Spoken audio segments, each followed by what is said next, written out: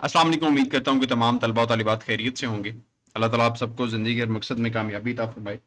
Channel पे अगर नए हैं तो चैनल को सब्सक्राइब कर लीजिएगा, वीडियो को लाइक कर दीजिएगा और अपने दोस्तों के साथ शेयर भी लाज़मी कर दिया करें ताकि आप लोगों के दोस्त जितने भी आपके फेलोज़ हैं, उनको भी वीडियोज़ मिल सकें। और बीए बीएससी जो स्टूडेंट्स कर चुके हैं, अगर वो एमए एमएससी के स्कोप के बारे में जानना चाहें, उसका आउटलाइन के बारे में, सब्जेक्ट्स के बारे में, मार्क्स, ड्यूरेशन, स्कोरिंग सब्जेक्ट, ये आप लोगों के लिए मैंने ऑलरेडी वीडियोस बना छोड़ी हैं। यहाँ से आप लोग वीडियोस देख सकते हैं एम एम एस सी के लिए, और आप लोग देख के आगे फॉलो कर सकते हैं और एम एम एस सी में एडमिशन ले सकते हैं।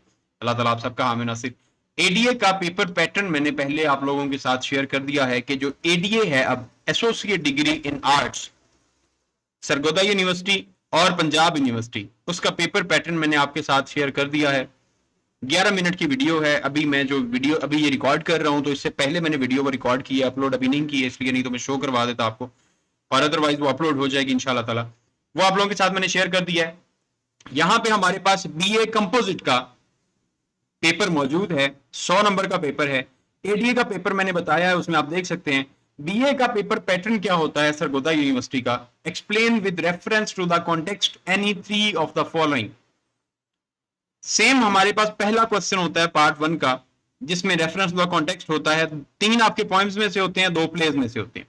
उसके बाद हमारे पास क्वेश्चन नंबर 2 होता है, जिसमें 2 पोर्शंस एक के होते हैं, 2 पोर्शंस फिर होते हैं A B and A B, जिसमें से आपने एक पोर्शन कंप्लीट करना होता है। अब ये पेपर थोड़ा सा क्रिटिकल होता है इस तरह से कि वहां पे 3 सवाल होते हैं, तीनों में से 2 आपने करने होते हैं। लेकिन बीए कंपोजिट में जब आप आ जाते हैं सरगोदा यूनिवर्सिटी के, तो यहां पे आपके पास थोड़ा सा क्रिटिकल ये इस तरह से बन जाता है कि ए और बी या ये कर सकते हैं या ये कर सकते हैं, दोनों आपको करने हैं एक ही पार्ट में से। ये नहीं कर सकते कि ए इसका कर लें, बी इसका कर लें, ऐसा नहीं होगा। या ए बी ये कर सकते हैं या ए बी आप दूसरा कर सकते हैं।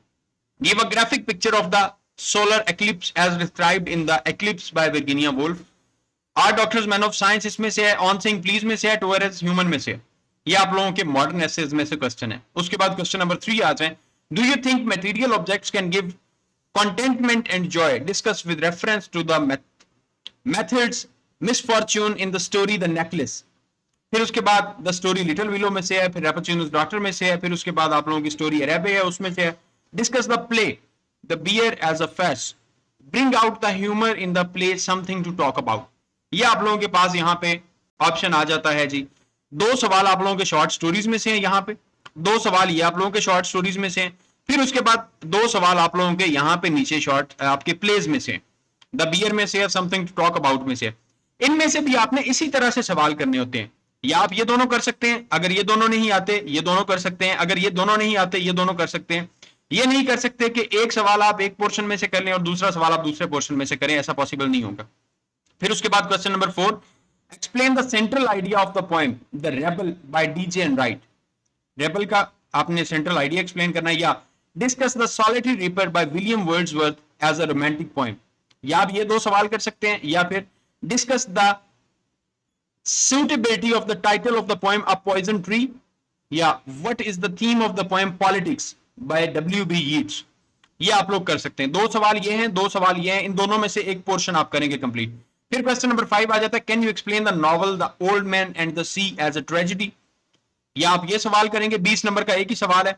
या यहां पे दिया हुआ है, और draw a brief character sketch of Manolin, what do you think about Santiago's hand match with the Negro. ये आप लोगों का इस तरह से पार्ट 1 का पोर्शन बनता है, जो आपका 3rd ईयर कहलाता है, जो पेपर ए है कंपोजिट में। फिर पेपर बी आपका आ जाता है बीए कंपोजिट का, यूनिवर्सिटी ऑफ सरगोदा का।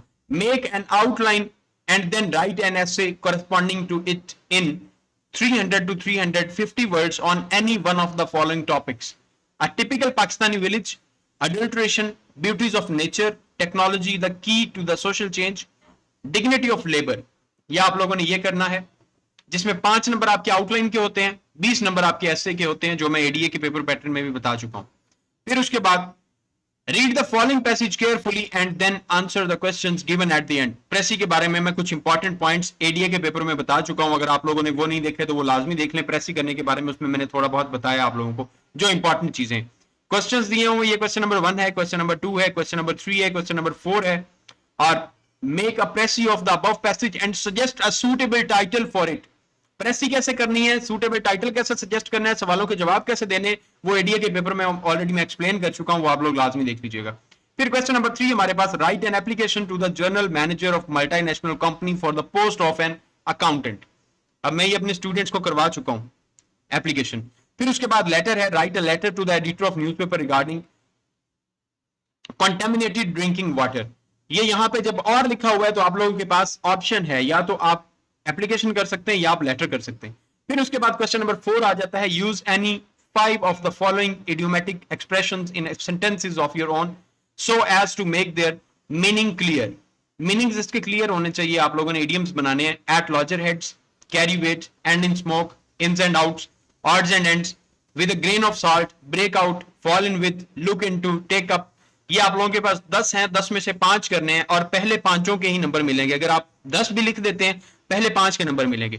फिर क्वेश्चन नंबर 5 है, correct any 5 of the following sentences, he gave me many advices, one must not forget his duty, this is worth reading book, he is a coward person, he is not at the fault, do not make friendship with foolish selfish persons, I lived in this house since 2000, I am very obliged to you, this check is of the National Bank, the jury were unanimous in their verdict। ये आप लोगों की 10 corrections हैं, ये आप लोगों ने 5 करनी है पहली। फिर उसके बाद क्वेश्चन नंबर 6 है, translate the following into English.